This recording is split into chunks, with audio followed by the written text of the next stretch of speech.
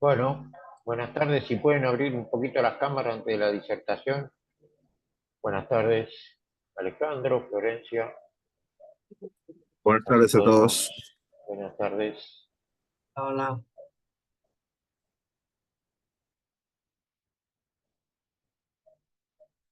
Bueno, vamos a dar inicio. Buenas tardes a todos. El webinar de hoy eh, va a estar dictado por el doctor Roberto González Arambur, oriundo de Cuba, hoy actualmente en Perú. Es doctor en Ciencias del Deporte de la Universidad de La Habana, máster en Metodología del Entrenamiento del Deporte Moderno, licenciado en Cultura Física, gerente general de Aramburu y Consulting y décimo dan de Karate.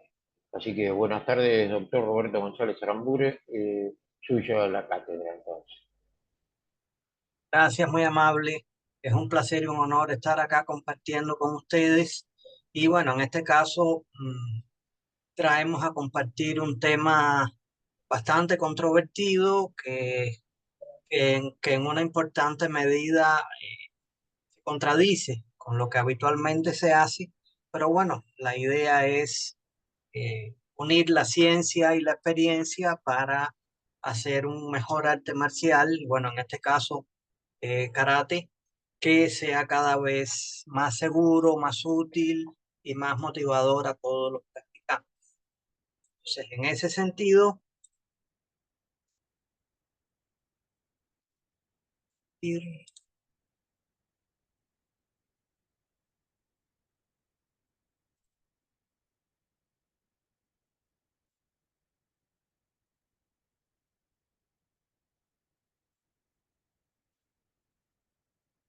¿se ve bien la presentación ahí? Perfecto. Perfecto, gracias. Entonces, vamos a tratar el tema de cómo se trata, tanto desde el punto de vista de contenido, o sea, qué hacer, como de método, cómo hacer los aspectos de el entrenamiento de las artes marciales. En este caso traemos como referencia el Karate Do y también cómo se refleja eso en la evaluación. Si no me equivoco, todos los que están en la sala son de karate, ¿no? ¿O hay alguien de otra arte marcial? O sea, igual, solo para saber. Por favor, abran los micrófonos si quieren contestar. Sí, karate. De karate también. Karate también. Karate también. Perfecto, todos somos de la misma especialidad.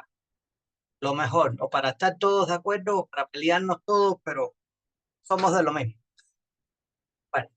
Este tema reviste gran importancia porque constituye la guía de todo lo que supone que transmita un maestro y reciba un alumno. Y en ese sentido, en varios años de investigación teórica y de experimentación práctica, al comparar la forma de pensar y de actuar en los procesos de enseñanza y evaluación del karate, al compararlo con los postulados de toda una serie de ciencias didácticas, pedagógicas, fisiológicas, neurológicas, eh, vimos que había toda una serie de diferencias que realmente en la práctica limitaban tanto el desempeño del maestro como el nivel de aprendizaje del alumno. Y bueno, a partir de ahí se empezaron a hacer algunas propuestas ya validadas que en este caso son las que vengo a compartir con ustedes.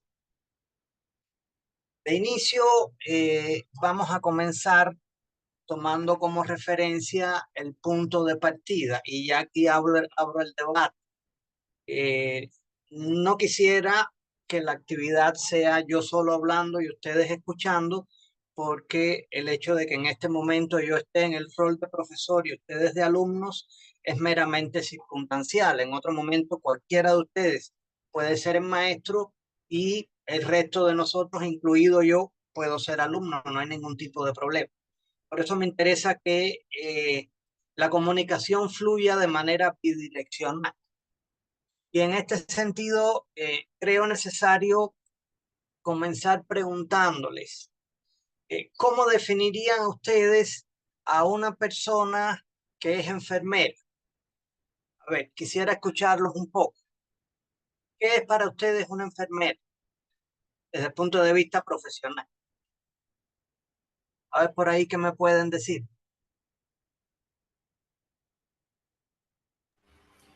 eh, a riesgo una definición, pero no sé, una profesional de la salud que se ocupa de las tareas de soporte, cuidado de pacientes que están internados o que tienen algún tipo, o que requieren asistencia permanente. Perfecto, muy bien, muchas gracias, maestro. Si hablamos ahora de un médico general, ¿cómo describirían a esa persona desde el punto de vista profesional? ¿Qué debe saber? ¿Qué debe saber hacer? A ver, cualquiera.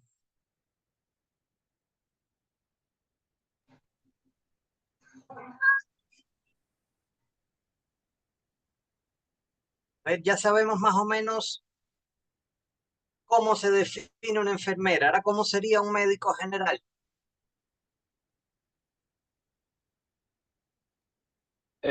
Puede ser una persona que se dedica a la salud tipo más generalmente hablando, ¿no? No algo muy especializado. Ujú. Pero con respecto a la enfermera, es superior lo que hace. Necesita saber más, necesita saber hacer más cosas. La enfermera es más bien para curaciones. El médico ya diagnostica, ya prescribe medicinas, ya indica hacer análisis. Perfecto, gracias, maestro. Y ahora un médico especialista, ¿cómo sería? A diferencia del médico general.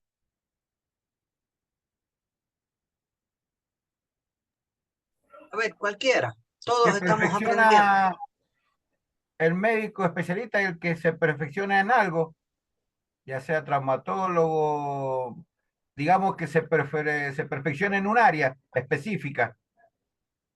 Muy bien, maestro, gracias. Ya el médico especialista, como lo dice su palabra, se concentra en un área específica, profundiza su conocimiento, pero ya el médico especialista no se limita a indicar análisis, a diagnosticar enfermedades, a mandar a hacer pruebas. Ya el médico especialista, por lo general, es cirujano, que no lo es muchas veces el médico general.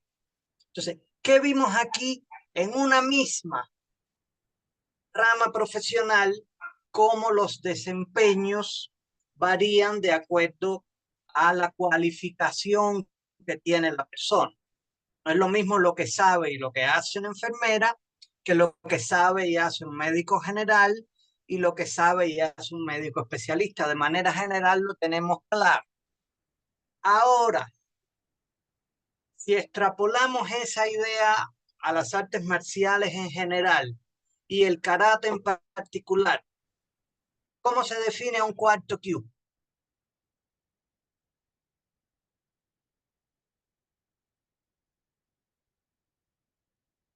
¿Cómo se define un primer dan? Como yo lo veo, un cuarto Q es una persona avanzada, pero que todavía necesita de más conocimiento.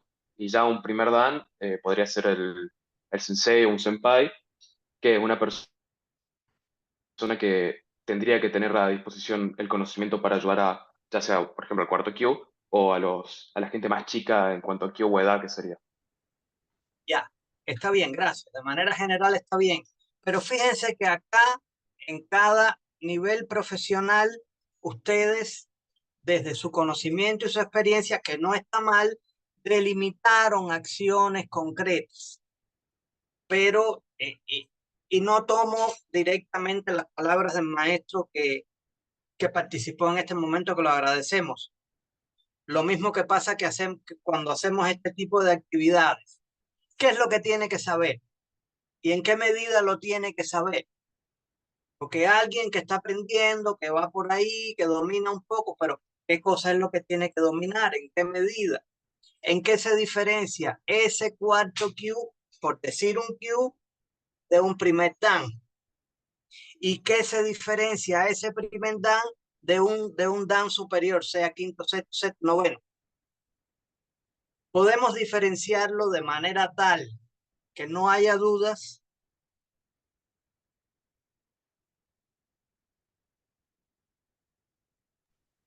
Sí, se lo puede Realmente. diferenciar por el tiempo y el conocimiento. ¿Puede ser por ahí? A ver, A mayores danes es mayor tiempo de práctica y el conocimiento tiene que ir de abajo para arriba. ¿Puede ser? ya, puede ser y puede no ser. Le agradezco su comentario. El tiempo, después vamos a ver que no. Ahora, el conocimiento sí, pero vuelvo a la misma pregunta anterior. ¿Qué tipo de conocimiento? ¿Qué es lo que tiene que saber? ¿Y cómo se delimita hasta este nivel de conocimiento es este Dan y hasta este nivel de conocimiento es el otro Dan? Como si pudiéramos hacerlo igual que acá. No los voy a castigar mucho. No es posible hacerlo, realmente. Bien. Ahí. Nosotros, diga, si No, no, alguien quiere no, plantear. lo escucho, no, no, no hay problema, no hay problema, lo escucho. ¿Seguro? Sí, sí, sí, no hay Bueno, problema. cuando alguien, por eso decía al inicio, me interesa más que nada generar el debate. Si en cualquier momento alguno de ustedes quiere plantear algo, ya sea a favor, ya sea en contra, ya sea un comentario paralelo, así aprendemos todos. O sea, nadie se sienta limitado, nadie se sienta cohibido. Todo lo que vamos a decir es interesante, todo es útil, todo es novedoso y todo va a ser positivo. Ahora, este fue el dilema que yo me encontré hace 25 años, que llevo trabajando este tema. Y para darle solución a eso, me di a la tarea de revisar 517 documentos, llámese programas de estudio, programas de grado, distintos nombres que tienen, pero que hablan de lo mismo, de distintas instituciones de todos los estilos y todos los continentes. Ahora, pudiera pensarse, pero para la cantidad de instituciones de karate que hay en el mundo, 517 no es un número significativo desde el punto de vista estadístico, pero sí lo es. ¿Por qué? Porque la mayoría de las instituciones que surgen son filiales de las instituciones rectoras y casi siempre mantienen el mismo programa de grado o programa de examen. Y si hay variaciones, son muy pequeñas. De donde, si bien es cierto que este valor desde el punto de vista cuantitativo pudiera creerse que no es suficiente, desde el punto de vista cualitativo sí es significativo. ¿Y qué vimos ahí? En ninguno de los documentos que se revisaron se incluye el perfil de desempeño para cada grado. O sea, para hacer tal grado se necesita saber esto, hacerlo de esta manera, pensar de esta manera. No existe. Y es algo que es realmente importante porque después vamos a ver que es el punto de partida para todo lo demás, en lo referido a la enseñanza y la evaluación. Ahí fuimos un poco más allá y entrevistamos a más de 9.000 karatecas de 42 países. ¿Y qué le preguntábamos a esas personas? Descríbame cómo tiene que ser la persona que tiene su grado. ¿Qué es tercer Q? Descríbeme qué se necesita hacer para lograr el tercer Q. ¿Qué es segundo Dan? Describe cómo debe ser el desempeño del segundo y así sucesivamente. ¿Mm?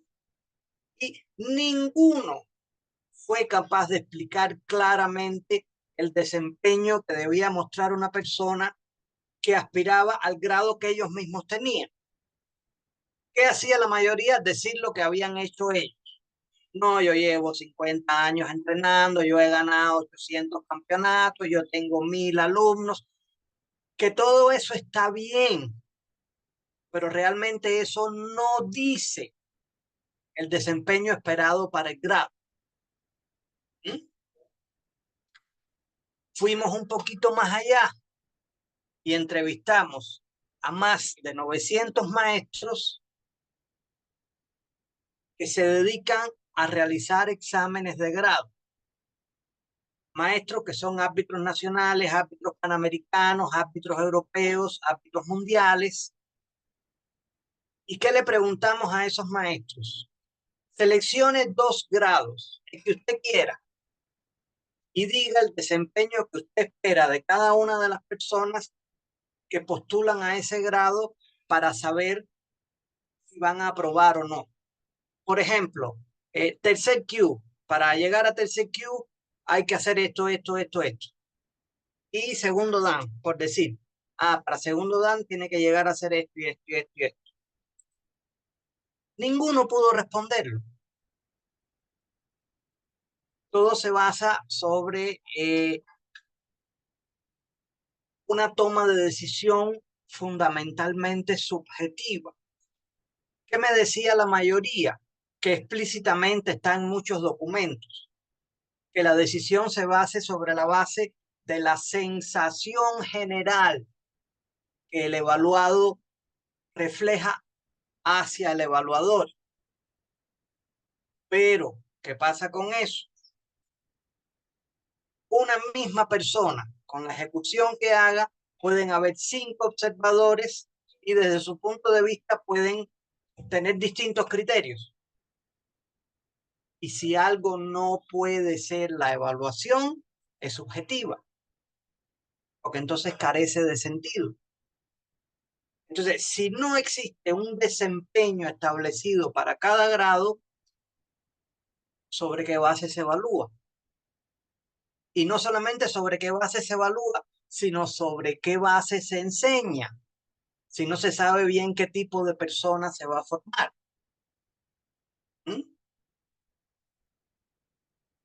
¿Por qué digo esto? Cada vez que se habla de procesos de enseñanza y de evaluación, obligatoriamente hay que partir de la teoría pedagógica curricular, que es la que establece los procesos de enseñanza y evaluación.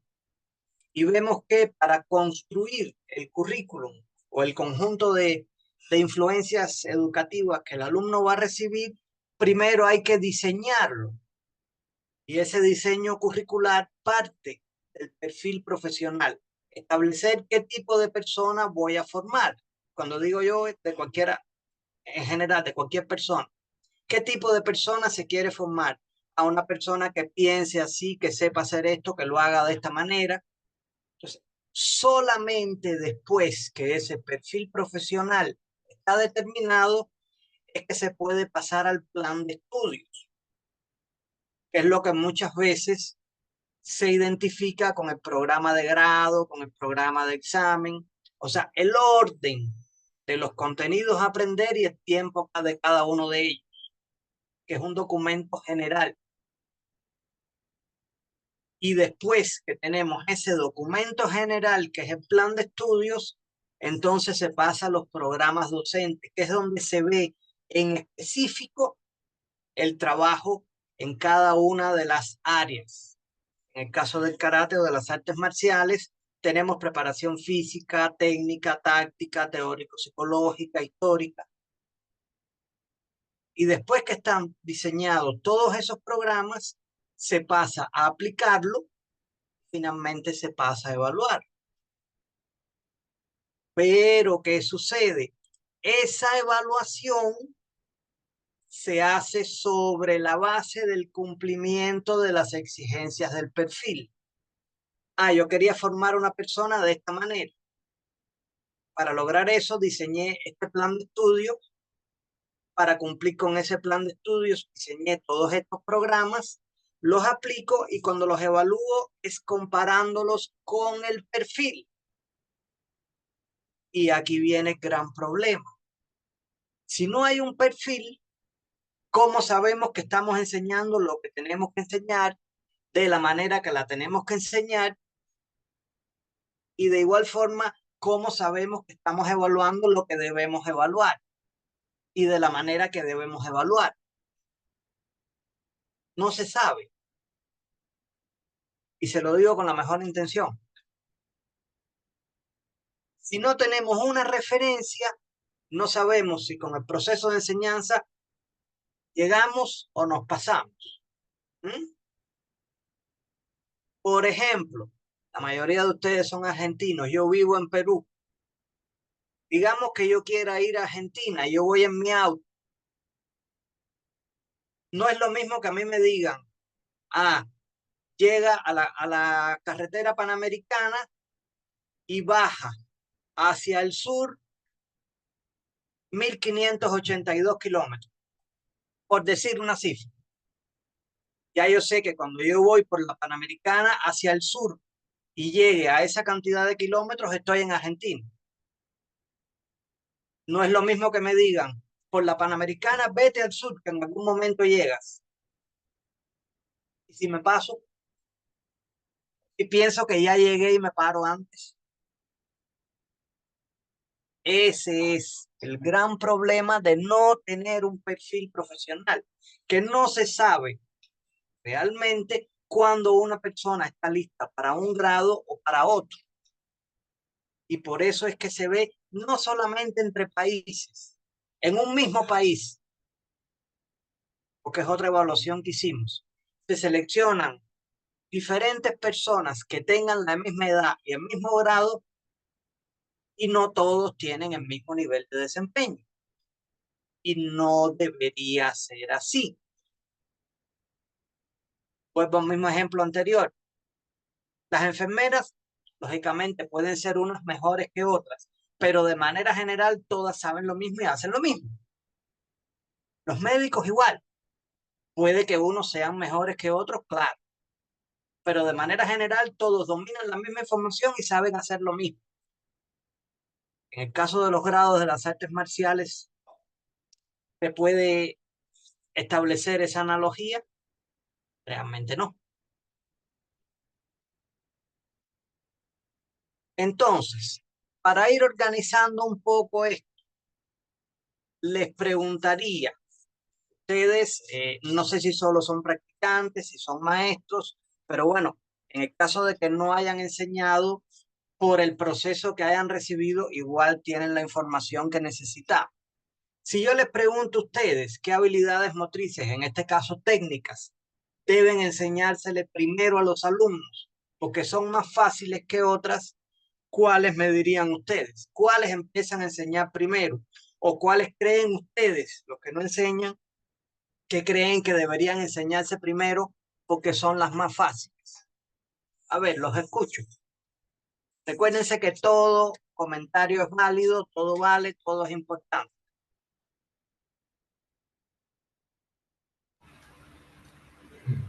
Chokosuki, Maigeri. Suki, Maigeri, ¿ok? ¿Alguien más que pueda Buenas enseñarse? tardes, doctor. Alejandro Cavallari, Laura. Volviendo un poquito a lo que decía anteriormente, Ajá, respecto a los conocimientos y habilidades. Me parece ajá, que es subjetivo eso. O sea, nosotros podemos tener los mismos conocimientos que otras personas, pero no las mismas habilidades. Podemos ¿de recibir la acuerdo? misma información, pero no podemos desarrollar las mismas habilidades que otra persona. Eso pasa en el campo de la medicina, como el ejemplo del enfermero con el médico y el médico especialista, y pasa también en las artes marciales. Sí, estamos de acuerdo, pero no pasa en la misma medida, porque en esas profesiones hay un perfil que determina un rango de conocimientos y de habilidades. Como decía, no todos conocen exactamente lo mismo ni hacen lo mismo con la misma calidad, pero de manera general la información que recibieron es la misma y lo que hacen es lo mismo. Y es lo que estamos tratando de buscar la analogía acá. Aquí más adelante, cuando sigamos esta lógica, lo deben comprender un poco mejor. Entonces, a ver, me dicen que Suki y Maegret, otras técnicas que ustedes crean que son las más fáciles y que deben enseñarse primero que otras, aparte de esas dos que ya dijeron. Inicialmente yo creo que al alumno principiante lo que se le debe enseñar es aprender a caminar y a tener estabilidad en la base. Luego ¿Ah? enseñar Suki, Maigeri, las técnicas que fuesen Ya, iniciales de perfecto. comienzo como para, pero creo que que lo primero es enseñar la base de cómo desplazar y moverse dentro de un tatami. Ya, ok, gracias. ¿Alguien quiere decir algo más que no sea las mismas, que tenga otro punto de vista?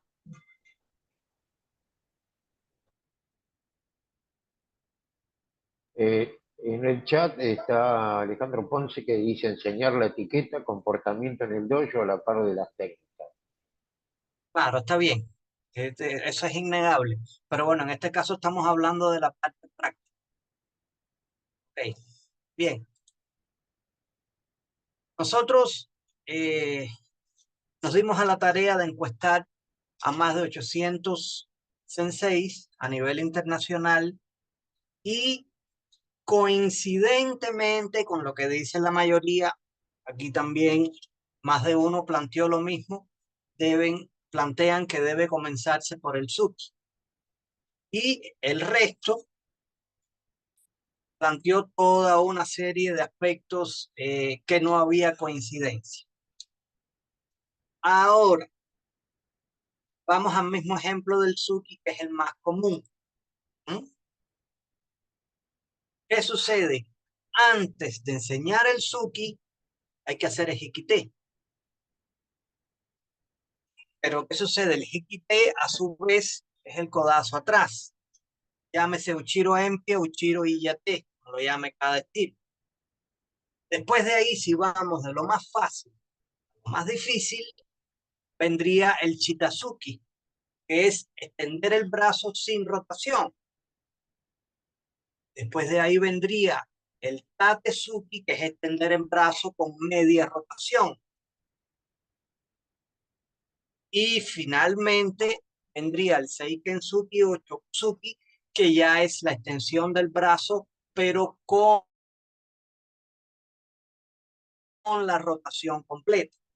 Entonces, si decimos, y fíjense que lo traía preparado, no es porque lo hayan dicho ustedes, es que pues, es un criterio muy generalizado. Si decimos que esta técnica es la más fácil y la primera que hay que enseñar, fíjense todas las que hay que aprenderse anteriormente, que constituyen fases intermedias en la trayectoria de ejecución. Y muchas veces se enseña esto primero y esto después. Sin embargo, en primer lugar, esto es más complejo y en segundo lugar, todo esto, además de que es más simple, forma parte de. Incluso les digo algo más. Antes de hacer este algoritmo biomecánico con la mano cerrada, primero debería hacerse con la mano abierta, como Johan no quité. ¿Por qué? Porque las manos de manera natural están abiertas.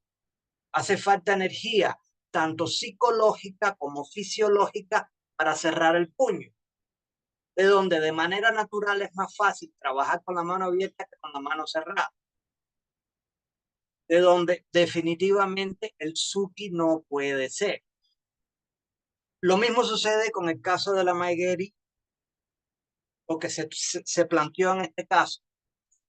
Antes de ejecutar Maegeri, hay que aprender a hacer Izageri, porque si no, la persona no sube bien la rodilla para patear. Sin embargo, hemos visto que muchas veces se enseña primero Maegeri y después Izageri, porque se cree que es más difícil, pero realmente no lo es. ¿Mm? ¿Por qué? Porque es un movimiento que forma parte de la trayectoria. Y así sucede con muchas cosas. Incluso, que lo vamos a ver más adelante, si se analizan las katas, vemos que tanto técnicas como posturas que se incluyen en katas de blanco, de amarillo, de naranja, se cree que son más fáciles, pero realmente son más complejas que otras técnicas y otras posturas que se incluyen en marrón, en negro, que se cree que son más difíciles y realmente es al revés. Como siempre ponemos el ejemplo en el caso de las matemáticas. A los niños primero se les enseñan los números, después a sumar, después a restar, después a multiplicar, después a dividir. después a realizar ecuaciones, porque es el orden lógico de lo simple a lo complejo. ¿Mm? No es que si fuera en el caso contrario, hoy vamos a aprender a resolver ecuaciones y la semana que viene les voy a enseñar la tabla del 2. Eso es lo que muchas veces pasa, no solamente en el karate, sino en casi todas las artes marciales, desgraciadamente. Ahora, para resolver ese problema, saliendo de lo anterior, ¿qué hicimos? Analizar la complejidad de las técnicas de acuerdo a 3 grupos de exigencias. Primero, desde el punto de vista neurológico. ¿Qué cantidad de neuronas se necesita estimular? ¿Qué cantidad y calidad de esfuerzo tiene que realizar el cerebro para controlar todas las acciones que se van a realizar en cada movimiento? Desde el punto de vista fisiológico, la cantidad de músculos y segmentos corporales a mover y cuántas tienen que moverse al mismo tiempo. Y desde el punto de vista biomecánico, la transferencia de las acciones. Técnicas que al terminar una y empatarla con la otra, daban como resultado otra técnica. Como mismo pusimos el ejemplo, el Izagiri, Maegiri, el Uchiro Iyate, Chitazuki, Tatezuki, Seikensuki. Y en ese sentido, de manera general, pudimos dividir en 3 niveles de complejidad las técnicas de karate. Cuando vamos a las posturas, ¿cuáles son las de complejidad baja? Las que tienen 2 apoyos, o sea, los 2 pies puestos completamente en el piso. Y que la separación entre las piernas sea del ancho de los hombros o menos. ¿Por qué? Porque necesitan menos equilibrio, menos flexibilidad, menos fuerza.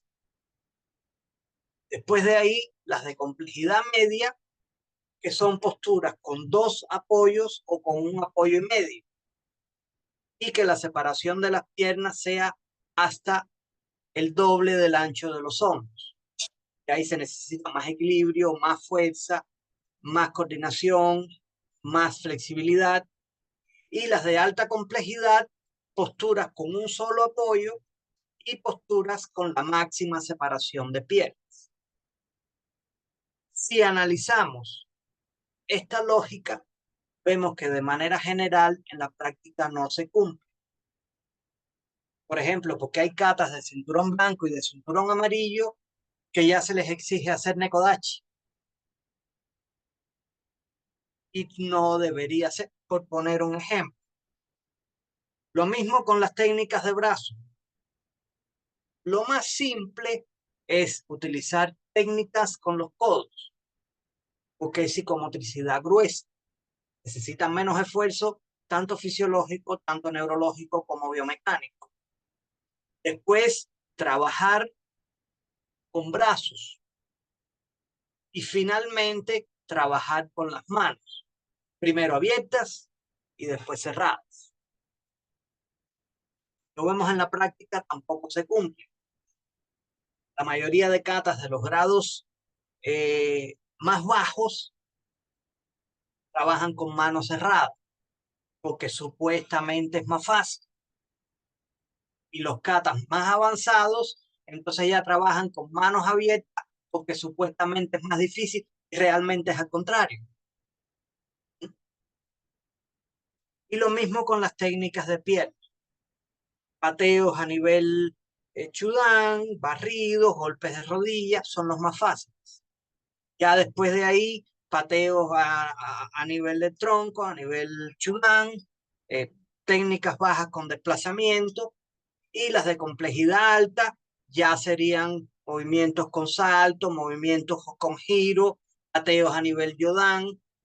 ¿Por qué? Porque necesitan más fuerza, más equilibrio, más flexibilidad. En este sentido es de nuestra propuesta cómo debería reestructurarse el orden tanto de la enseñanza como de la evaluación. ¿Por qué? Porque realmente aquí es como se demuestra, repito, desde nuestro punto de vista, que no solamente lo hemos estudiado, sino que lo hemos validado en la práctica. Aquí es como realmente se estructura el aprendizaje de lo simple a lo complejo, que es un postulado pedagógico de cualquier proceso de enseñanza. Y en el caso del karate, y repito, de la mayoría de las artes marciales, se hace al revés. Se empieza enseñando a resolver ecuaciones y después las tablas. Es duro escucharlo para ustedes quizás, también es duro para mí decirlo, pero lo digo con la mejor intención.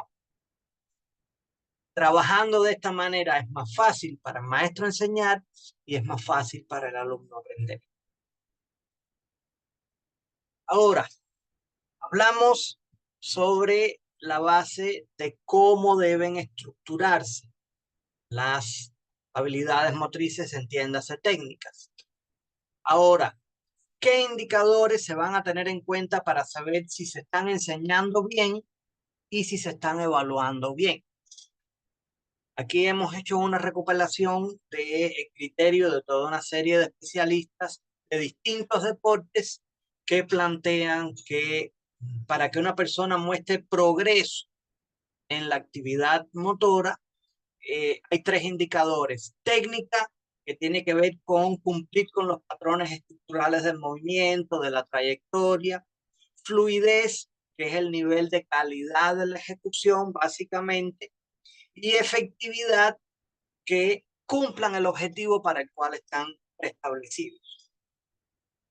Ahora, quizás ustedes puedan pensar, bueno, eso es para el caso del deporte, pero el karate es un arte marcial que en algunos aspectos difiere. ¿Estamos de acuerdo? En ese sentido, coincidentemente, no pudimos identificar el año porque no está definido, pero hay un postulado de Mabuni, el creador del estilo Chito Ryu, que dice que los tres aspectos fundamentales para que una persona demuestre que está progresando en el karate es cumplir el principio del yo-ryu-gi. Y en este caso, el yo, él lo define como belleza, pero cuando plantea los aspectos que incluyen, se corresponde al 100% con la técnica. Y coincidentemente el Ryu, él mismo lo define como fluidez y el Bi como efectividad. Pueden encontrar en internet que aparecen un montón de páginas.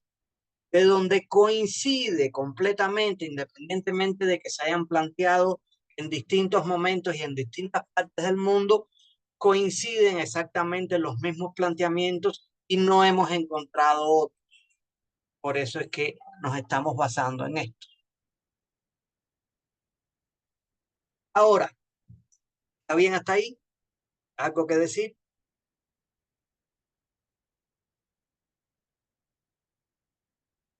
Y si no, seguimos.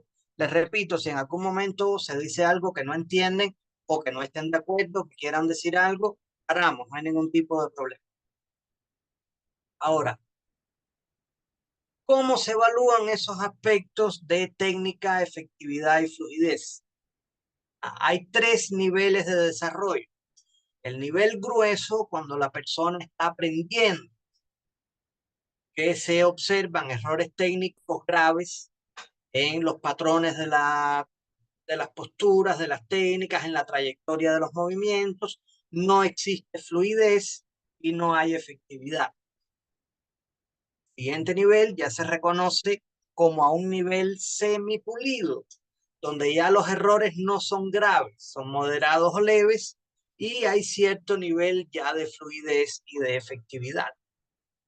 Y finalmente el nivel pulido, cuando ya de manera general no hay errores técnicos y sí existe efectividad y fluidez.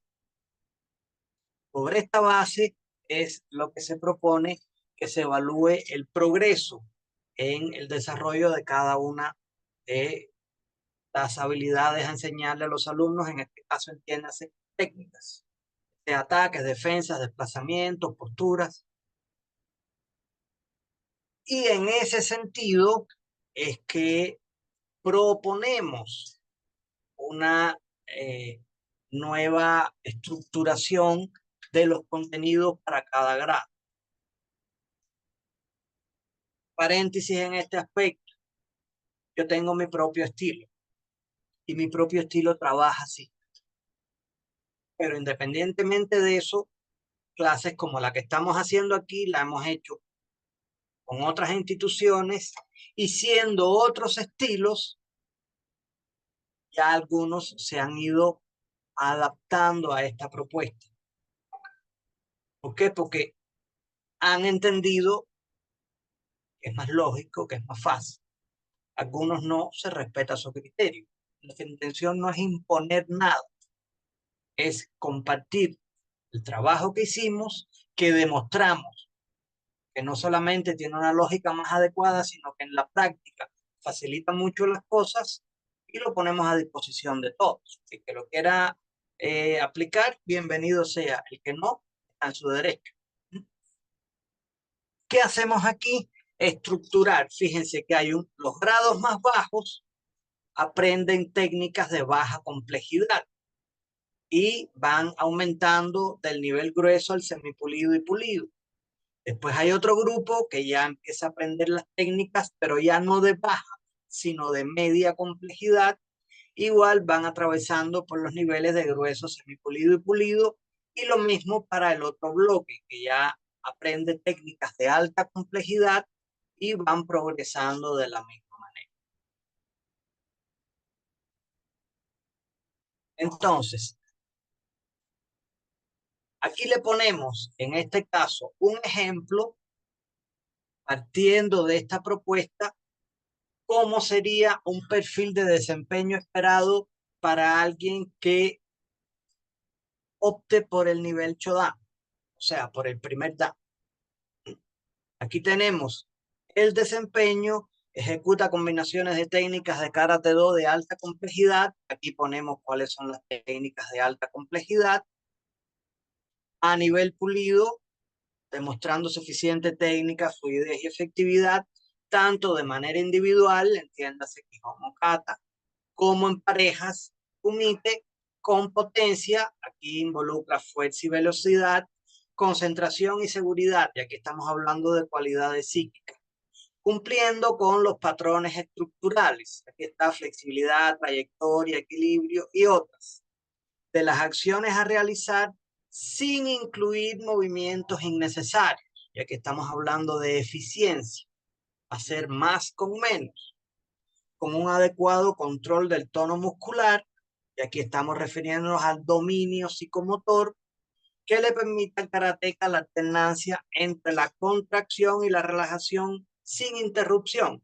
Aquí estamos hablando de la fluidez, utilizando los segmentos corporales involucrados con el debido ritmo y acoplamiento. Aquí estamos viendo otras capacidades coordinativas, adaptando pertinentemente la respiración. Aquí estamos hablando de control psicofisiológico del organismo, vinculada a la ejecución, demostrando un adecuado control espacio-temporal. Que hay aquí orientación, distancia, dirección, sentido, anticipación, reacción, diferenciación, sin confundir ningún elemento. Aquí estamos viendo otro indicador de efectividad, asegurando el cumplimiento del objetivo en la ejecución. Y aquí estamos viendo la eficacia.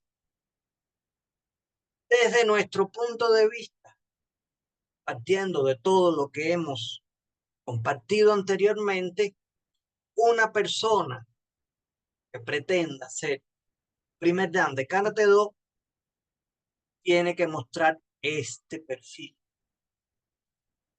Si no lo cumple, simplemente no puede ser cinturón negro. No se puede hacer una evaluación si no hay una referencia previa de lo que se espera. No estamos dudando de la experiencia evaluativa de los jurados evaluadores. Lo que sí estamos dudando es de la objetividad. Porque no es lo mismo decir, esa persona lo hace bien, ya, pero lo hace bien como para llegar al grado, no se sabe. Tomemos como referencia el atletismo. Una persona corre rápido, ya, pero ¿cuán rápido? Porque el campeón nacional es rápido con respecto a los otros de su país. El campeón panamericano es más rápido con respecto a todos los que están en los países de su continente. Y el campeón mundial es más rápido con respecto a todo el mundo. Entonces, ¿cuán rápido tiene que ser la persona para decir, este puede ser campeón nacional, este puede ser campeón continental, este puede ser campeón mundial, este puede ser campeón olímpico? No existe.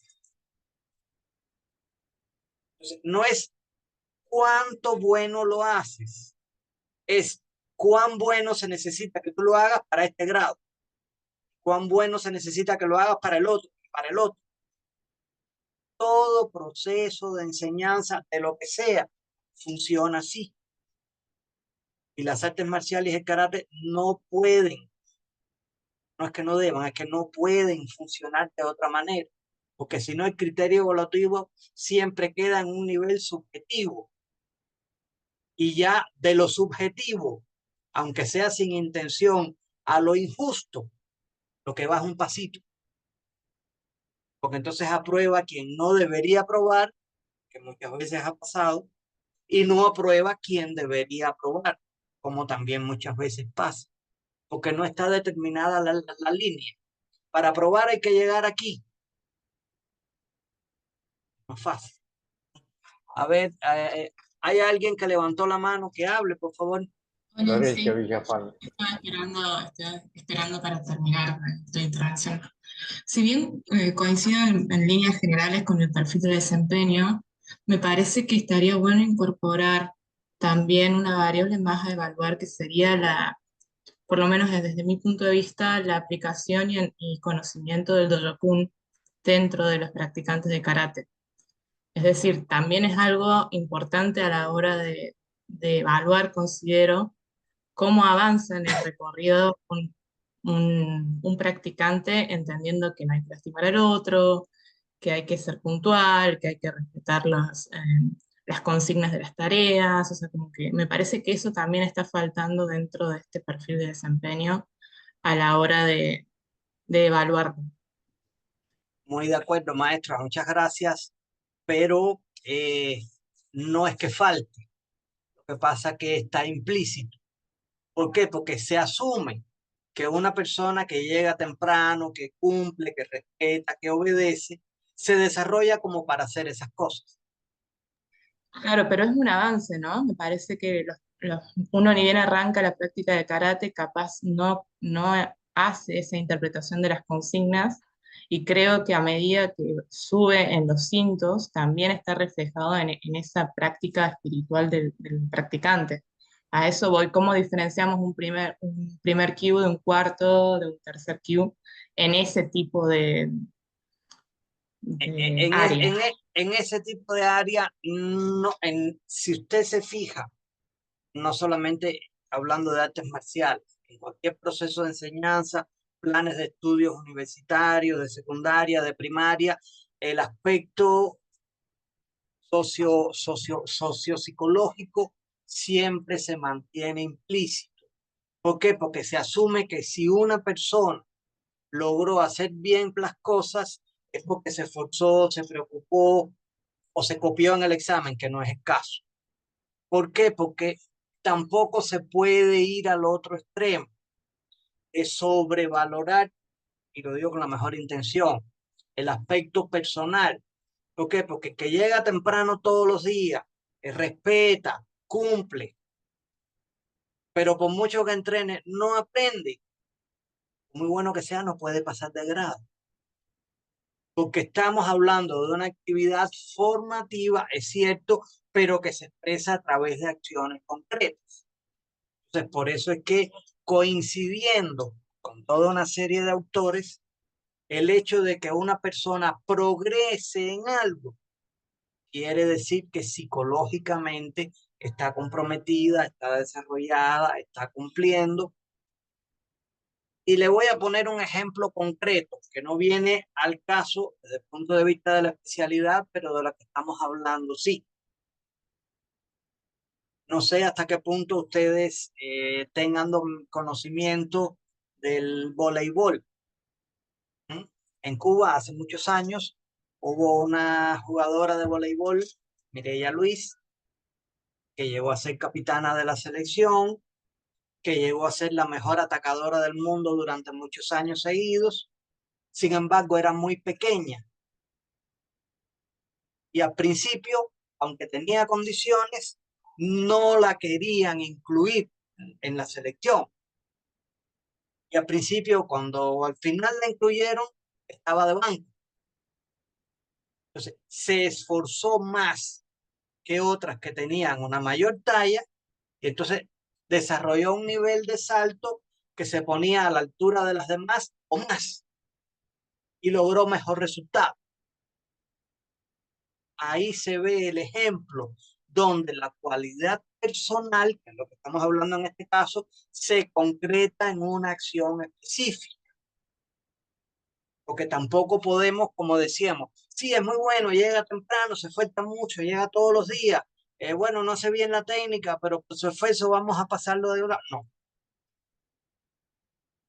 El aspecto de la formación personal está implícito, no es que se obvie, pero está implícito en el desplazamiento de este progreso en el aprendizaje de lo simple a lo complejo. Si no se ve aquí, no quiere decir que no esté incluido. Significa que está incluido como eje transversal desde el primer grado hasta el último. Porque se asume que una persona psicosociológicamente con una adecuada formación en algún momento llega a cumplir este estándar. Algunos se demorarán más, otros se demorarán menos. Eso lo vamos a ver después con respecto al tiempo que uno de los maestros lo planteó. Pero el que realmente le interesa y se preocupa, en algún momento llega. Entonces decimos, el aspecto personal no está eliminado, al contrario, aunque no se vea, está en todo. Simplemente esta es la forma de exteriorizarlo. Lo mismo sucede en el colegio. Puede ser muy buen alumno, pero si no respondió bien el examen, no repite el grado. Nadie dice que no sea buena persona. Simplemente que no logró satisfacer las exigencias del examen que de él se esperaba. No es mala persona, pero no aprendió lo suficiente como para pasar de grado. Aquí estamos hablando de lo mismo. Exactamente. Ok. Y vamos al tema que planteaba. Cuando buscamos, que eso sí, también lo hemos visto bastante, los programas de grado, los programas de exámenes, ¿qué es lo primero que aparece? La edad. Y lo segundo que aparece, el tiempo que lleva en ese grado. Ya después técnicas que domina, toda una serie de cosas, pero lo primero que aparece es qué edad tiene. Y lo segundo, qué tiempo lleva en el grado actual. La pregunta es, ¿el tiempo realmente es un indicador de progreso? Realmente no. Como mismo dijo algunos de ustedes, no todos aprenden al mismo ritmo. Y es cierto, no todos avanzan al mismo tiempo. Y es cierto, aunque entrenen la misma cantidad de horas, aunque entrenen el mismo día, aunque entrenen con el mismo maestro, aunque entrenen en el mismo lugar, no todos avanzan al mismo ritmo, aunque todos le pongan el mismo empeño. De donde en un mismo tiempo no todos pueden llegar al mismo grado. No es que no deban, es que no pueden, porque pedagógicamente está demostrado que no es así. Y les voy a poner un ejemplo claro de lo que dicen la mayoría de las personas cuando hablan este tema de las edades en las artes marciales. No, las horas de vuelo del piloto. Nadie se hace piloto en 5 meses. Estamos de acuerdo. Pero ¿qué sucede? Aquí les traigo otro ejemplo. ¿Quién es mejor piloto? Una persona que vuele aviones comerciales durante 10 años o un piloto de guerra de 1 año, que además de pilotar su avión, tiene que tratar de aniquilar a los enemigos y que no lo aniquilen a él. El mismo ejemplo que se pone, las horas de vuelo del piloto. Este piloto comercial con 100 horas de vuelo acumuladas, podemos decir que es mejor piloto que una persona que esté en misiones de combate en 1 año o en 6 meses. Realmente no. Entonces, lo importante, y esto lo plantean todos los aspectos pedagógicos, lo importante no es el tiempo que una persona ha estado haciendo algo, porque eso no siempre es directamente proporcional al nivel de desarrollo. Lo importante es el nivel de desarrollo que logra demostrar.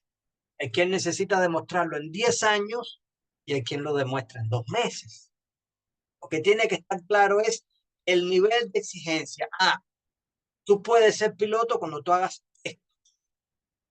Seguir ese ejemplo. A ver, antes de seguir, ¿alguien había levantado la mano? Lucas Bornet quiere preguntar algo, pero no A ver. podía poner el icono de levantar la Hola, mano. Adelante, sí, Lucas. no encontraba cómo levantar la mano. No, Me gustaría, si pudiera, profesor, explicitar usted cuáles son los objetivos que tiene en mente cuando está pensando todo este sistema de evaluación. Porque me pregunto, o sea, yo concuerdo en la necesidad de mejorar, digamos, los instrumentos de evaluación, pero yo me pregunto, por ejemplo, ¿cuál es el sentido de las evaluaciones para pasaje de grado en la práctica de un arte marcial?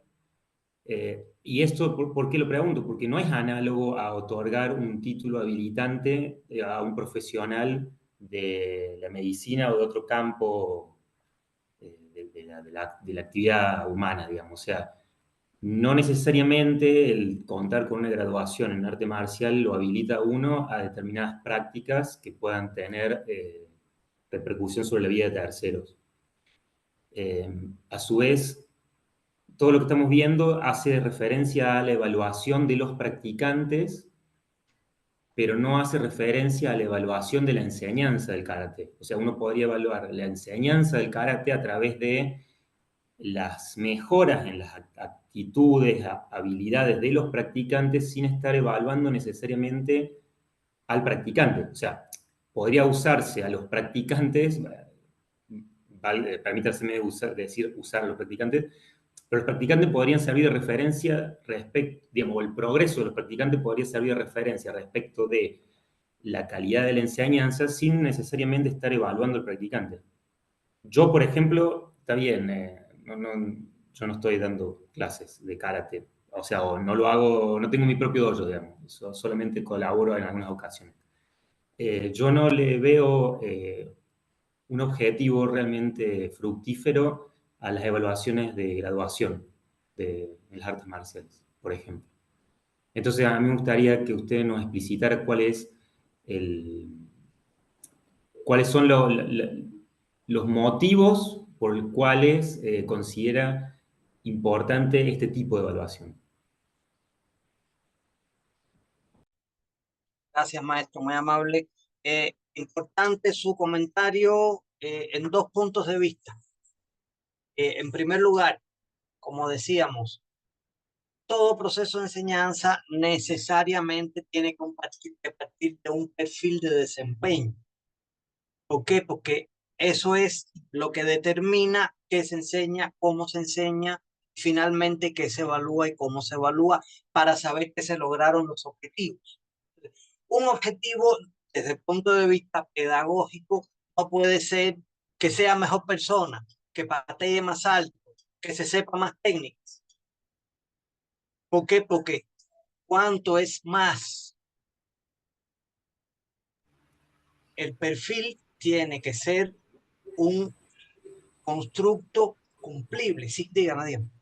Hable. Bien, pero yo puedo, a ver si me explico. Yo puedo evaluar al practicante definiendo un perfil deseado para el practicante, que es lo que usted plantea, pero yo también podría evaluar los resultados de la enseñanza a través de la progresión de los practicantes, estableciendo una línea de base. O sea, yo sé cómo empezó y voy evaluando cómo progresa. Y no estoy evaluando en ese caso al practicante, sino estoy evaluando el proceso de enseñanza-aprendizaje. Y no lo estoy pensando no lo estoy pensando como herramienta para otorgar grados. Por eso le pregunto, ¿por qué a usted le parece importante o central la posibilidad de definir perfiles para otorgar grados? Porque es que tiene que haber una referencia. Vamos a suponer que no hayan grados. Vamos a olvidarnos de los grados por un momento.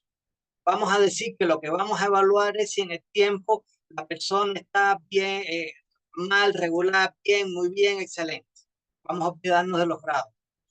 El desempeño para cada uno de esos niveles tiene que estar y tiene que ser integral, como decíamos, viendo los aspectos psicológicos, neurológicos, fisiológicos y biomecánicos, porque la persona funciona como un todo.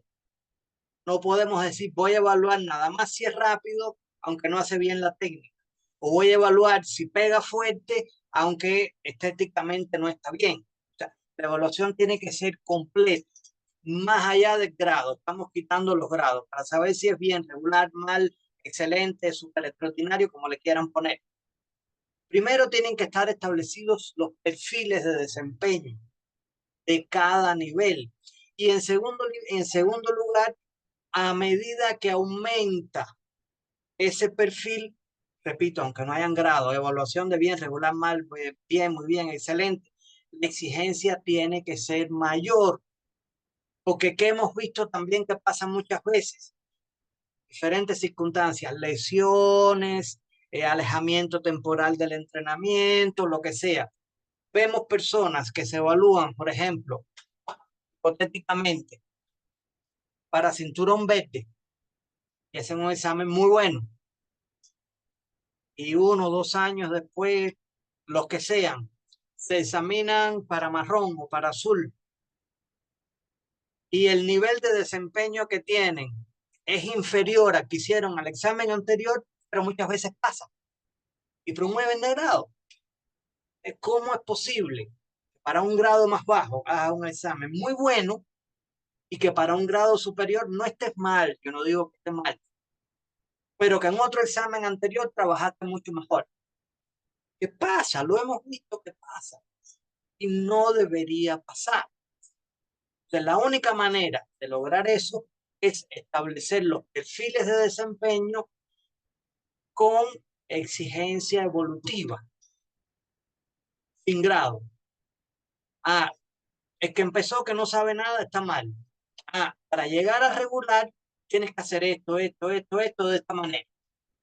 Después, para llegar a bien, tienes que hacer esto otro, de esta otra manera, de esta otra manera. Después, para llegar a muy bien, tienes que hacer esta otra cosa de esta otra manera. Y para llegar a excelente, tienes que hacer esta otra cosa de esta manera.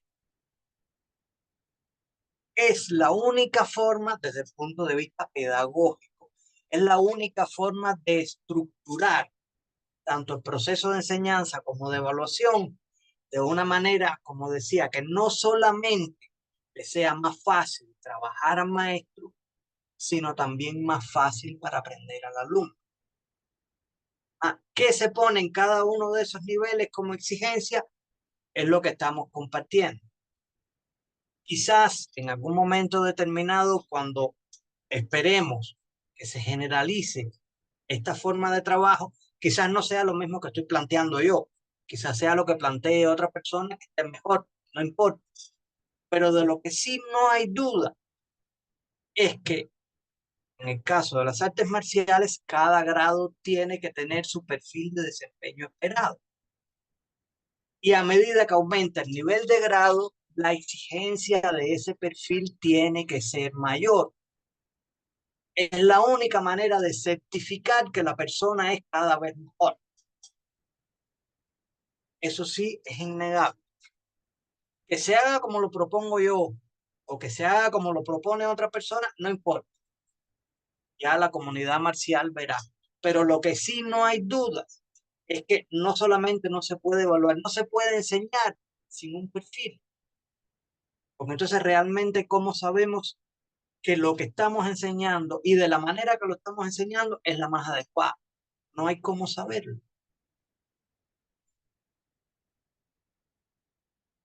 Entonces, bueno, algo que ya habíamos planteado anteriormente, seguro se dieron cuenta en la tabla, pero bueno, no importa. Cuando se habla de la enseñanza y de la evaluación, también ahí implícitamente se está hablando de gestión de los recursos humanos. O sea, cómo se agrupa el alumnado en dependencia de la calidad de su desempeño. Entonces, siempre hemos escuchado muchas veces, no, estos catas son para principiantes, no, estos son para intermedios, no, estos son para avanzados.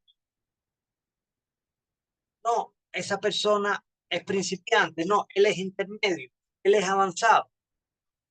Entonces, si yo les pregunto a ustedes, y de hecho les estoy preguntando,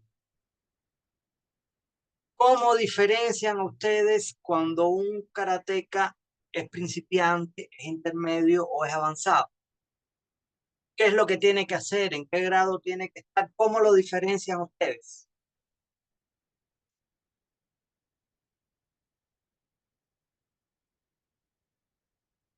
¿Veis? Cualquier comentario, recuérdense que todo vale.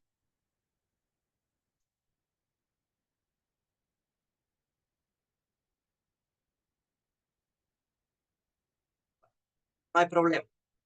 Es difícil de responder, los comprendo.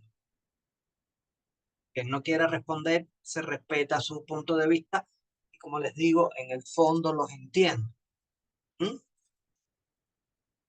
A los mismos más de 800 karatecas que habíamos entrevistado con la otra pregunta, también los entrevistamos preguntándole esto mismo.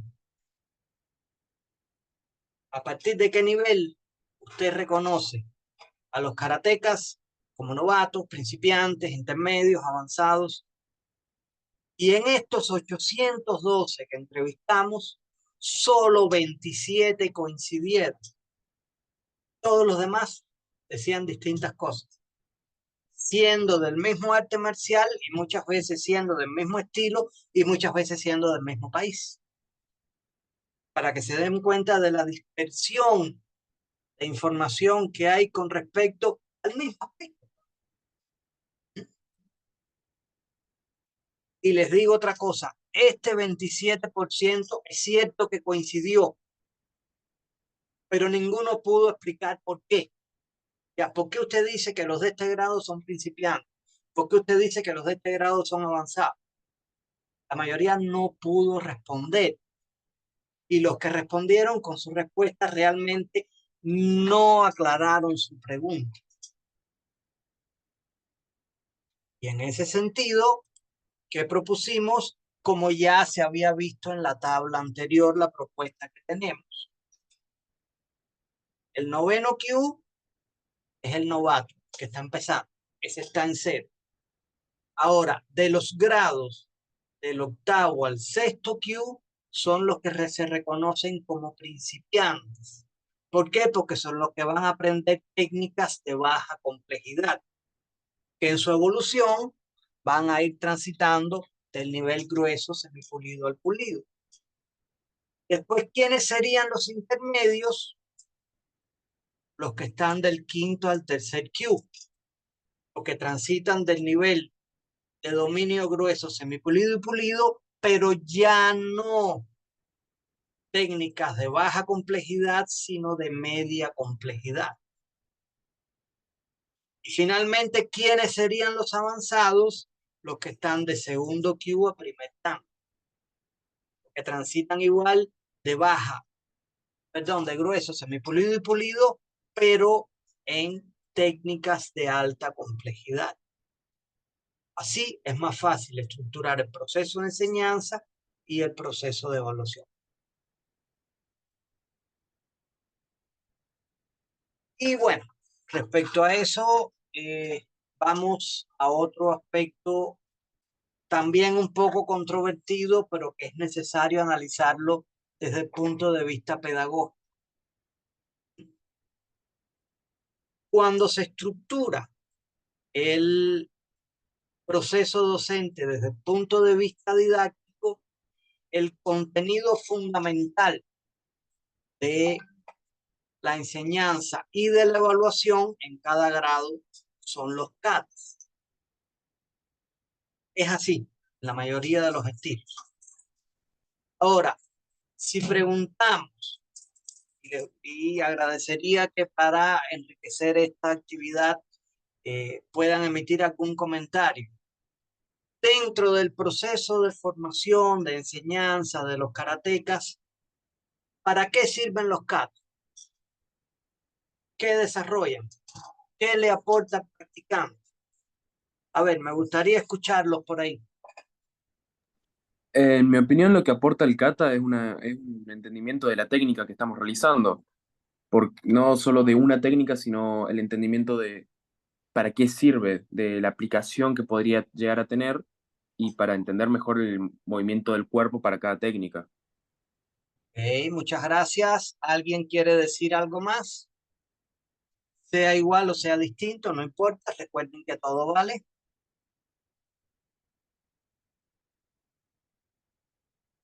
A ver, como en la subasta. A la 1, a las 2. Vendido a las 3 por el maestro que habló. Si las catas tienen como objetivo fundamental, y de hecho es así, coincido con el maestro, en dominar o en aprender a dominar lo mejor posible las técnicas, entonces los katas son medios para aprender las técnicas y los contenidos de enseñanza y de evaluación no pudieran ser los katas, tendrían que ser las técnicas, porque lo que se evalúa es el contenido, no es el medio. Y si el kata se utiliza para aprender y perfeccionar la ejecución y la aplicación de las técnicas, entonces el kata no es un contenido de enseñanza. El kata es un medio de enseñanza para aprender las técnicas. De donde en cada grado el contenido a evaluar no deberían, y me atrevo a decir que no podrían ser las katas, tendrían que ser las técnicas. Que a través de las catas se aprendan y se perfeccionan, sí, pero el examen ya no debería ser sobre la base de las catas, sino sobre las técnicas. Y por si acaso no lo dije yo, ni conozco al maestro para mandarle un mensaje y decirle, di esto.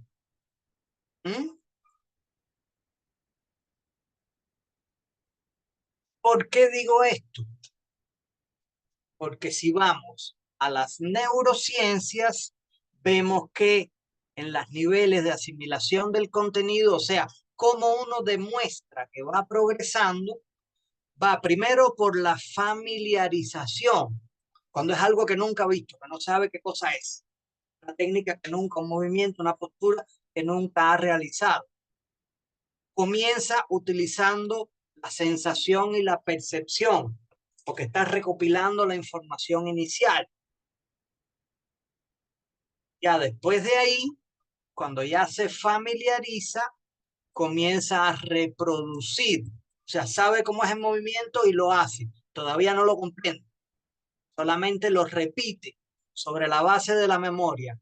Yo vi que el brazo se levanta, sí, yo lo levanto. ¿Por qué? ¿Cómo? No sé, pero lo estoy levantando.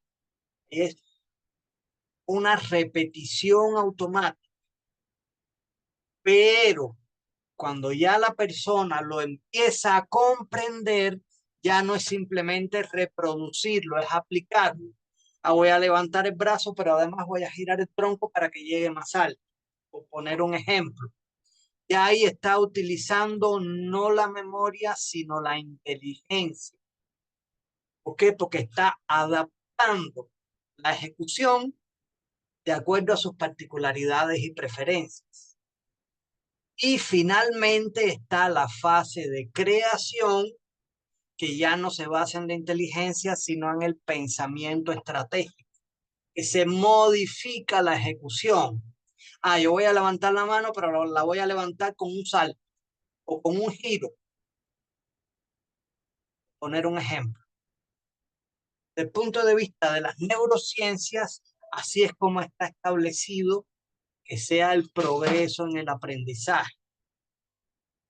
Ahora, algunos pudieran pensar, bueno, pero esa es la ciencia moderna, está bien, pero cuando vamos a un postulado marcial tradicional que no es exclusivo del karate, de todas las artes marciales y que tiene varios años de antigüedad, es el Chuhari, donde se plantea que el progreso en las artes marciales se constata a través de la evolución de la persona sobre la base del Chuhari. ¿Qué cosa es el Chuhari? El Chu, seguir las reglas. Ah, me dijeron que es así, lo tengo que hacer así sin pensar. Pero después, planteado por maestros asiáticos de hace muchos años, se dice que el nivel siguiente es el Ha, es cuestionar las reglas, romper las reglas. Bueno, pero ¿por qué siempre tengo que hacerlo así si yo me doy cuenta que pudiera haber otras maneras de hacerlo mejor? Porque haciéndolo de esta manera no logro todo lo que yo quiero.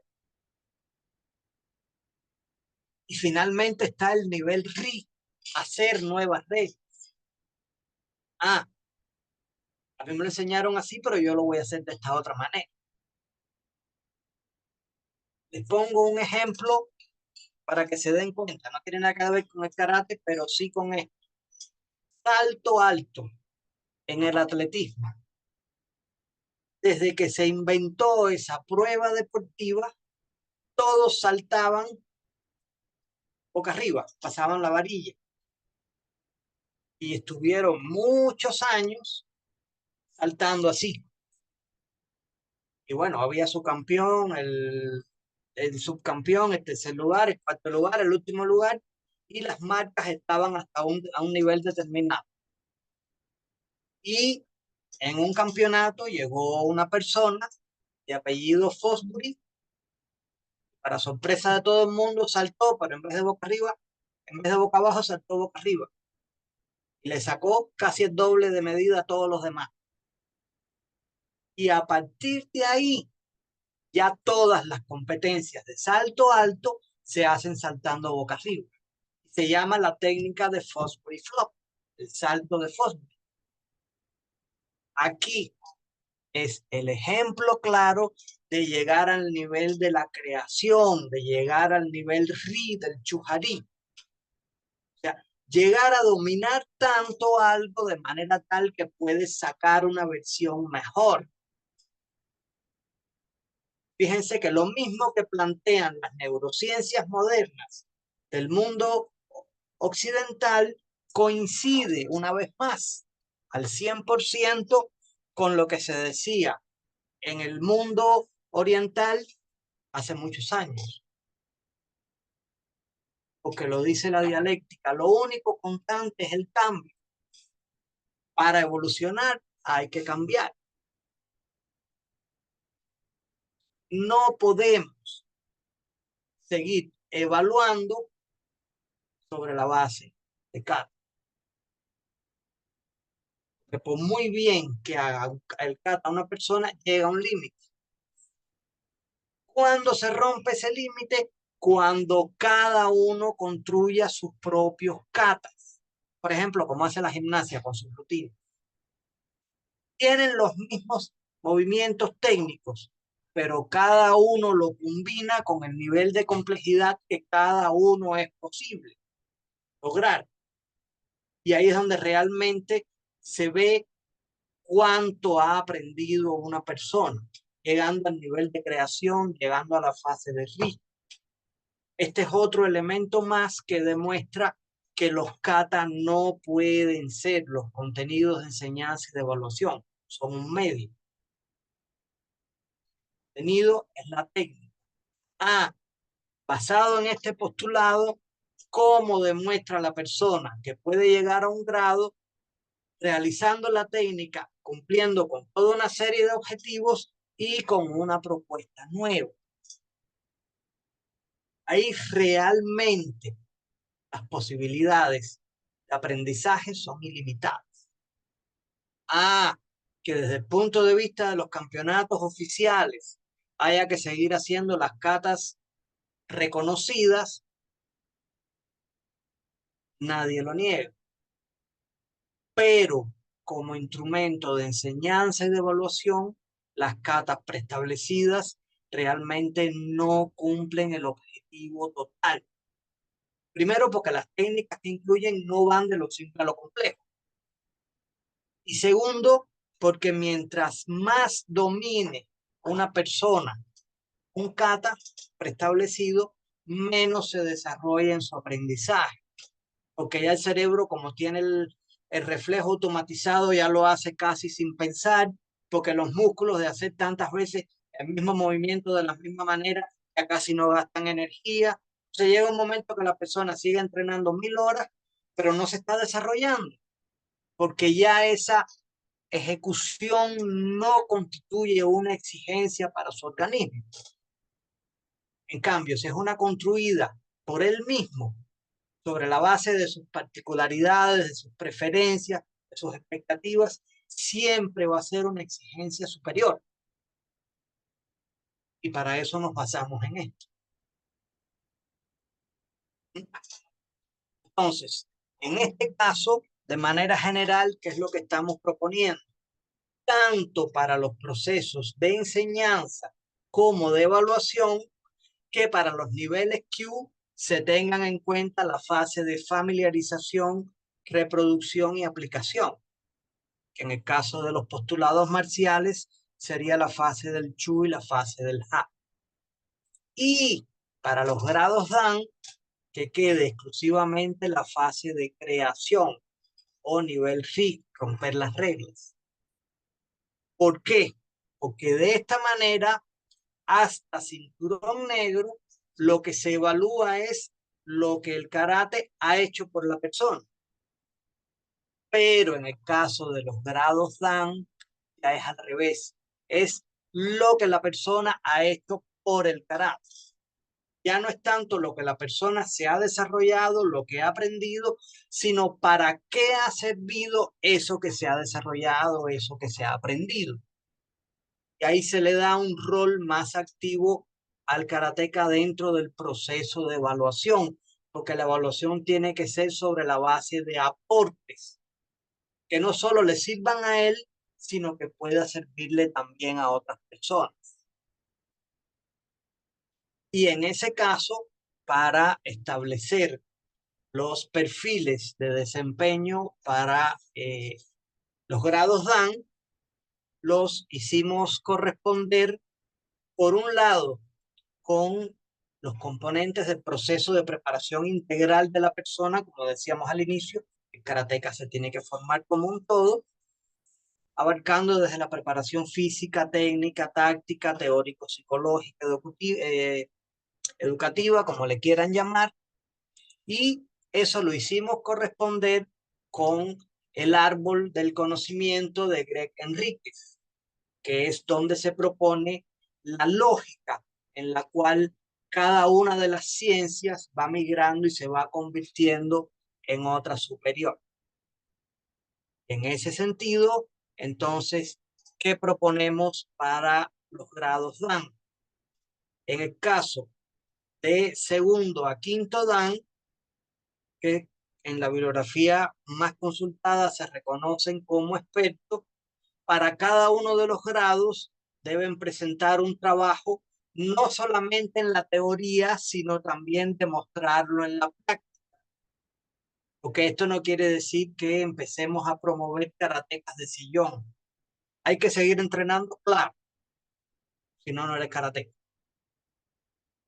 Pero el ejercicio académico de promover de un grado a otro, en este caso se hace corresponder con una ciencia en específica vinculada, en este caso al Karate Do. Por eso decimos, en el caso del cinturón Dan, del segundo Dan, tiene que ser una evaluación que esté referida a un aspecto histórico del karate. El que quiera pero tiene que hacer una explicación de el tema que escogió y tiene que hacer una demostración en la práctica de cómo se cumple eso.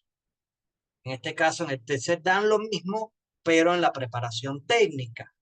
El cuarto dan en la preparación física, que involucra cosas más complejas, y el quinto dan en la preparación táctica. Ya de ahí se pasa al otro subgrupo, que son los que se reconocen como maestros nivel 1, del sexto al octavo dan. Ahí ya la exigencia de evaluación es desde el punto de vista psicológico. ¿Cómo tiene que pensar la persona para que todo lo anterior le salga bien? Después en el séptimo ya es educativo. Cómo desde el punto de vista pedagógico, con acciones concretas, podemos lograr que a través del karate no solamente se logren mejores personas, sino que puedan desarrollar de una mejor manera todo esto anterior. Y en el caso del octavo dan, desde el punto de vista sociológico. ¿Por qué? Porque en el educativo estamos viendo el desarrollo de la persona en sí misma, pero en el sociológico ya lo estamos viendo como comunidad, cómo se puede desarrollar esa persona y en su interacción con otras personas también puede contribuir a que sean mejores. Y finalmente, bueno, en el caso de noveno dan y décimo dan, que ya se reconocen como grandes maestros, sería para noveno un aporte a la planificación del proceso de enseñanza, de entrenamiento o de evaluación o de gestión de los karatecas, pero que involucre todas las dimensiones anteriores. Y en el caso del décimo dan, que es el grado más alto, lógicamente la exigencia tiene que ser la más alta. Y aquí el aporte tiene que ser filosófico, algo que impacte directamente en la esencia de la actividad y que en alguna medida cambie, lógicamente para bien, la forma de pensar en la actividad y que sobre esa base, esa nueva forma de pensar se derive en nuevas formas de hacer de todos estos aspectos anteriores que lo componen.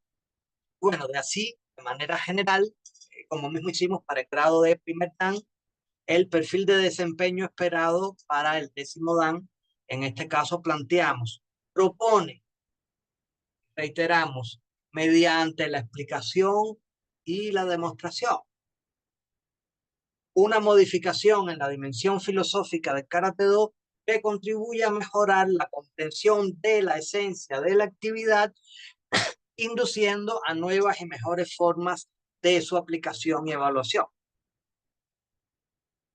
Aquí vemos que, como decíamos, se va transitando de lo más simple a lo más complejo. Y quiero retomar algo que se me olvidó cuando participó hace unos minutos otro maestro que hablaba de las formas de evaluación, que si era para la persona o para la enseñanza. En ese momento lo iba a responder y dije que era por 2 puntos. Hablé de uno solo, realmente se me olvidó el segundo. Aquí lo reitero. Aquí estamos evaluando a la persona. No importa si enseña o no. Estamos evaluando a cómo la persona progresa dentro del arte marcial. Lo que aprende, lo que desarrolla y para qué sirve. Aquí no tiene nada que ver si la persona es sensei o no. Aquí estamos evaluando el grado para ver su progreso dentro de la especialidad. Y el perfil tiene que ver con los niveles de progreso dentro de la especialidad. Si se va a hablar de evaluación profesional como docente, es otro perfil con otra evaluación que lógicamente no lo vamos a ver hoy, primero porque no nos da el tiempo y segundo porque no corresponde, pero pudiéramos verlo. Pero sí les anticipo, desde el punto de vista pedagógico sucede lo mismo. Uno puede llegar al Kyu que sea, al Dan que sea, demostrando que domina el karate, y demostrando que domina las ciencias afines al karate y las puede vincular a este para utilizarlo de la mejor manera. Pero en ningún momento eso quiere decir que la persona está preparado para enseñar, así sea 10º o 52 dan.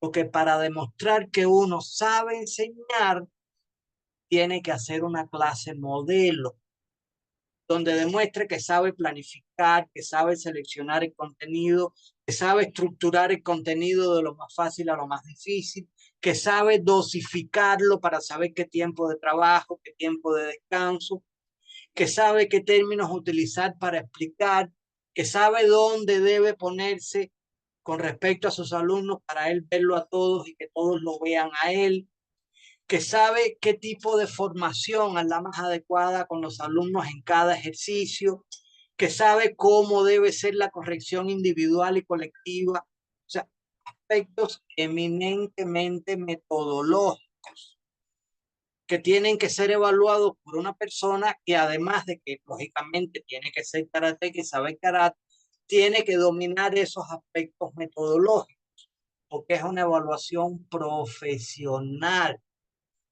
Y la persona en esa evaluación lo que va a hacer es demostrar que sabe enseñar para que le den una licencia de enseñanza, que en este caso se pudiera reconocer con un título profesional. Es lo mismo. Se necesita un perfil profesional para determinar si la persona cumple con las exigencias para ser sensei o no. Y no tiene nada que ver si es primer dan o 52 dan. Son dos evaluaciones distintas, con dos perfiles distintos, con dos contenidos de enseñanza distintos, con dos grupos de requisitos distintos y con dos instrumentos y normativas de evaluación completamente distintas. Bueno, como decíamos, lo que estamos compartiendo acá de manera general es cómo pensamos que debería, desde el punto de vista pedagógico y otras ciencias, realizarse los procesos de enseñanza y evaluación del karate. Y me atrevo a decir, por trabajo que estamos haciendo ya con otras especialidades, que lo mismo debería ser con otras artes marciales. De cualquier manera, como les referí en un momento determinado, en el caso del estilo propio mío, así es como se trabaja.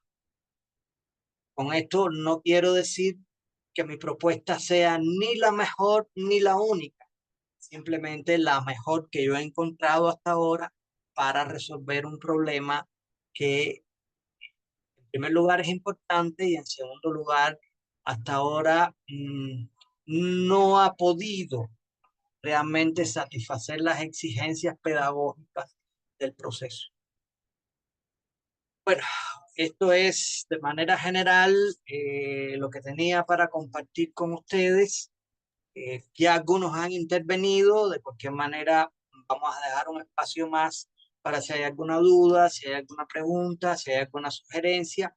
Estamos abiertos a todo y de cualquier caso les dejo mis contactos porque bueno, siempre hago publicaciones de este tipo que quizás en algún momento les puedan servir. Entonces, dejo de compartir pantalla y quedo a disposición para responder sus preguntas. Muchas gracias.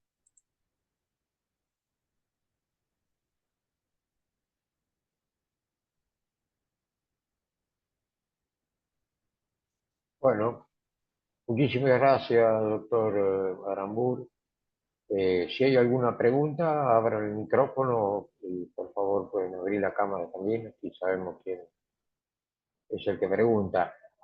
Solamente quisiera destacar que lo planteado está desde el punto de vista de lo que es karate como un sistema de educación. No estamos evaluando un arte marcial. Y una cosa que nosotros planteábamos con el licenciado Luis Vázquez, recientemente en un libro que nosotros escribimos, que El Poder Educativo del Karate, apoyándonos en eso de la historia, karate sale del antiguo karate, siendo un arte marcial, mismo en Okinawa y después posteriormente usado por las fuerzas militares del Japón, cuando sale de 1900 al siglo XX, no pasa como un sistema de arte marcial, pasa como un sistema educativo, no pasa como un arte marcial. Planteado por Itosu en 1901 en los colegios primarios y secundarios de Okinawa. Y hasta el día de hoy, karate es una materia del Departamento de Educación Física de Okinawa y hoy de todo el Japón. O sea que karate es una herramienta educativa. Por eso el doctor Aramburu acá plantea muy bien todos estos conceptos que tienen que ver con la evaluación desde el punto de vista de un sistema educativo, no de un arte marcial.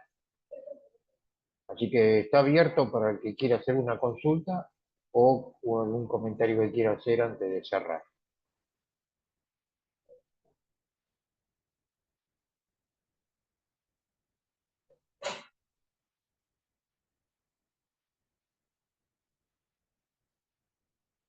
Bueno, si no tenemos ninguna consulta, vamos a dar por finalizado hoy agradeciéndole el planteo que hace, tal cual como lo dijo el doctor Arambure, no, quizás no sea el único y haya otros planteos, quizás no sea el mejor, pero es un planteo y está basado pura y exclusivamente de cómo nosotros, con esta intención que tenemos desde los instructorados y la diplomatura, por lo menos aquí en Argentina, es acercar las ciencias para que karate o para que las artes marciales sean mejor. Sé que los va a dejar pensando todo lo que planteó el doctor Aramburu. Tiene muchos escritos en internet, yo les voy a publicar algunos para que los puedan leer y lo puedan seguir. Y por favor, les agradecería que se contacten y que le pregunten si tienen dudas, ¿sí? O que planteen ustedes desde sus posiciones. Así que creo que agradecerle, doctor Aramburu, me parece que fue muy buena la charla. Me hubiese gustado un debate un poco más amplio, pero apoyo su posición de las evaluaciones de los contenidos, son tal cual como es hoy la neurociencia y la neuroeducación. O sea, estamos planteando mejorar nuestra arte marcial, estamos tratando de mejorar nuestra profesión docente. Eso es lo que buscamos y este es el planteo. Así que muchísimas gracias, doctor Gambure. Y si no hay más nada, nos veremos en la próxima cruzada. Así que, y para los que se quedaron con la duda, van a tener las grabaciones para volver a ver. Así que, muchísimas gracias. Muy buenas tardes. Y bueno, antes de cerrar, quería una vez más agradecer la oportunidad que me dieron de estar acá. Esperaba un poco más de preguntas, ya fueran a favor o en contra. Me voy con la duda. Cuando nadie pregunta mucho, es porque todos lo entendieron todo, o que nadie entendió nada. Vamos a pensar en positivo. A ver, yo soy consciente de una cosa. Soy consciente de una cosa. Yo estoy pasando por el mismo camino que ustedes. Empecé el karate como todos ustedes, tuve mi tiempo de competidor, después tuve mi tiempo de sensei, y coincidentemente empecé a ser sensei cuando empecé a estudiar en la universidad Ciencias del Deporte, y ahí empezó mi problema en la cabeza, porque todo lo que me habían dicho en el dojo no tenía que ver con nada de lo que me estaban enseñando en la universidad. Y entonces poco a poco fue que vine a integrarlo. Y mientras más aprendía en el dojo y mientras más aprendía en la universidad, me di cuenta que esos caminos se separaban más, cuando realmente deberían unirse. Entonces, bueno, me tocó a mí, en gran medida, decir lo que casi nadie dice, pero bueno, me parece que es algo importante y que es algo útil y alguien tiene que decirlo. Bueno, me tocó a mí. Yo sé que son cosas difíciles de asimilar, porque a mí también me pasó lo mismo al inicio. Solo les digo que en los próximos días, eh, quizás con la cabeza más fría, que vuelvan a ver el video. Si tienen alguna duda, si tienen algún comentario, se pueden comunicar conmigo sin ningún tipo de inconveniente. O sea, la clase se acaba hoy, pero no significa que ya mi aporte con ustedes termine hoy. Y quiero terminar diciéndoles lo mismo. Estamos en un momento donde todo se hace sobre la base de la ciencia. Y no es irse en contra de la tradición, pero la tradición no se puede adaptar tal cual, porque la tradición de un lugar depende exactamente de eso, de las condiciones, de las preferencias, de las particularidades, de las necesidades de un grupo de personas en un momento específico, en un lugar en específico, que no necesariamente son las mismas preferencias, expectativas y condiciones que tienen otras personas en otro lugar. Entonces, estamos en distintas partes del mundo y en distintos momentos históricos. Todos estamos haciendo karate, pero no necesariamente todos tenemos que hacerlo de la misma manera, porque ni somos iguales ni nos interesa lo mismo. De donde la tradición hay que adaptar, no importar, porque cuando se importa ya se está atentando contra la individualidad y contra la identidad de la persona. Ah, vamos a hacer karate, sí, pero en la parte del mundo que yo vivo, toda, cuando digo yo de manera general, la actividad física se rige por esto, por esto y por esto y por esto. La actividad psicológica se rige por esto, por esto y por esto. La actividad sociológica se rige por esto y por esto y por esto. Y como el karate involucra todo eso, si yo lo voy a hacer bien, tengo que hacerlo cumpliendo con eso. Si hasta ahora nadie lo ha hecho, es su problema.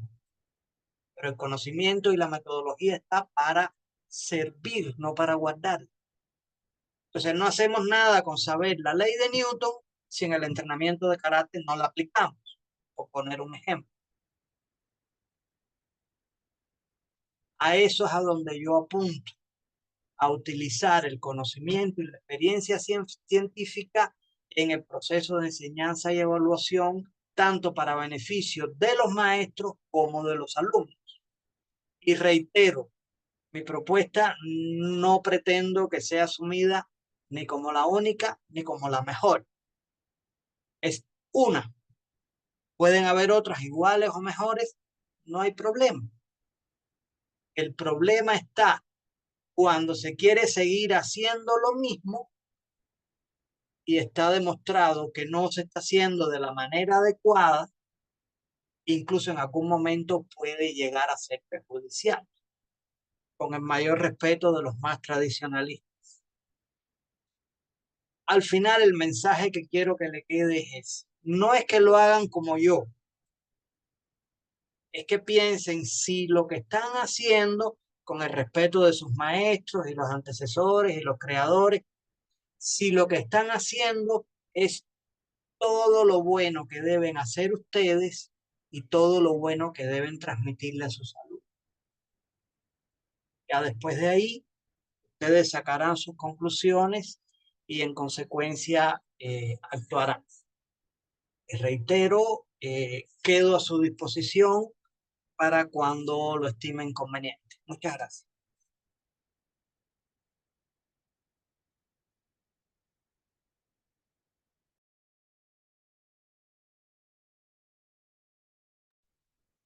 Bueno, muchísimas gracias.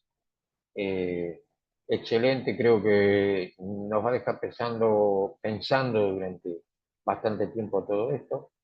Y para confirmar por ahí, para reafirmar lo que decía con respecto a que una cosa es la tradición y lo otro es cómo lo hacemos. Recuerdo en uno de mis viajes, mis vivencias en Okinawa durante un tiempo, tuve la suerte de varios décimos de años con los que tuve una muy buena relación y amistad, y uno de ellos, Meito Kuyagi de la Goju-Ryu, me invita un día a su dojo y me pide que haga una kata, y como en ese momento me pareció que Seisan era la kata que hacían los tres estilos tradicionales de Okinawa, y él me miraba, yo termino la kata y me quedé pensando que tan mal la hice. Entonces me acerco y digo, Sensei, si ve que cometí algún error, coméntemelo. y me dice, no, solamente estoy mirando el karate argentino. Eso es lo que decía el doctor Ambure. Ellos también reconocen eso. No estaba esperando ver un argentino haciendo karate con las características okinawenses, porque yo en ese momento estaba viviendo, pero no nací ni me construí en esa sociedad. Y él simplemente con eso me dio a entender esta clara frase que me dijo, estoy mirando el karate argentino. O sea, estaba reconociendo que el karate tiene su lugar en todas partes del mundo. Eso es lo que tenemos que hacer. Y creo que esto es lo que plantea el doctor Aramburu. Así que, Lo mismo, sí, disculpa que interrumpa, pero sí. quiero aprovechar ese comentario. Lo mismo sucede, un ejemplo que pongo mucho para que se entienda más esa idea, con el fútbol. El fútbol se inventó en Inglaterra, se juega en todas partes del mundo. Todo el mundo no lo juega igual. Incluso hay muchos países que aprendieron a jugar fútbol después que Inglaterra y son mejores. Pero por ser distintos, deja de ser fútbol. No, es la misma actividad, pero matizada con las particularidades del momento y el lugar donde se está haciendo. Lo mismo que estamos hablando. Exactamente. Bueno, muchísimas gracias. Muy buenas tardes. Muchísimas gracias, doctor Aramburu. Esperemos en otra oportunidad volver a escucharlo. Y nos vemos en la próxima, entonces. Muchas gracias. Hasta pronto. Muchas gracias, éxitos a todos y quedo a su servicio